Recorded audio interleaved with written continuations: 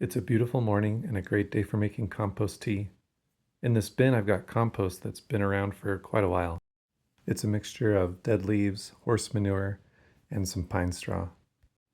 I wasn't sure what I would find when I dumped it out, and I got this weird dry chunk at the very bottom.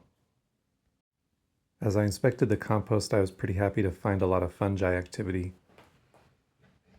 One of the reasons I'm doing this is to try to make my soil a little more balanced and bring that bacteria to fungi ratio closer to 1 to 1.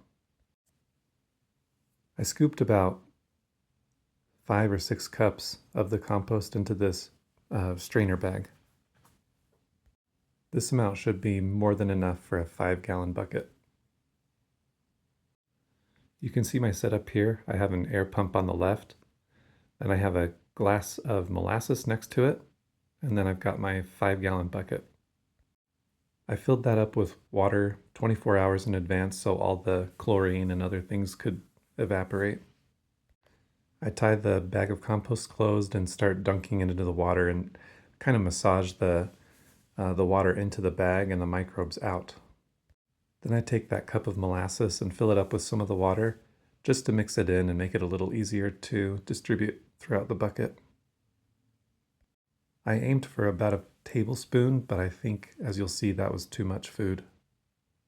I'll share a website in the comments called Microbe Organics, and that website talks a lot about food. Molasses should feed the bacteria and fungi equally well.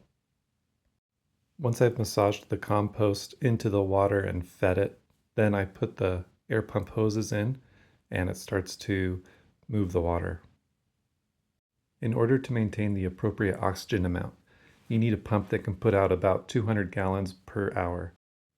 Lastly, I just tie off the bag so it doesn't sink to the bottom. And I let this run for about 18 to 24 hours. It's my understanding that this much foam at the top means that you've overfed it. So next time I'll use a little less molasses. Anyway, it's been about 24 hours. I take out the compost bag and my hoses, and I'm going to pour it into this watering can. Now you can dilute this, but I'm going to use it as is. And then I'll just apply it to my plants. You can do a soil application or also a foliar one like you see here. In the past, I've used a pressure sprayer to apply it, but I think that may actually kill the microbes, so I think I'll be using a watering can moving forward. I have several perennial kale plants in this garden. That's what I mostly targeted this time around.